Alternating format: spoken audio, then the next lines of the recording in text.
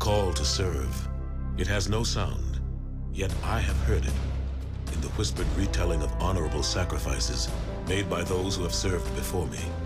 The call to serve has no form, yet I have clearly seen it in the eyes of men and women infinitely more courageous and more driven than most.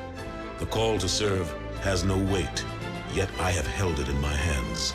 I will commit to carry it close to my heart until my country is safe and the anguish of those less fortunate has been soothed. The call to serve is at once invisible and always present.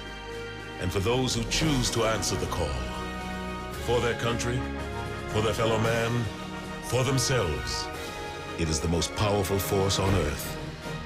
America's Navy, a global force for good. To answer the call, go to Navy.com or call 1-800-USA-NAVY.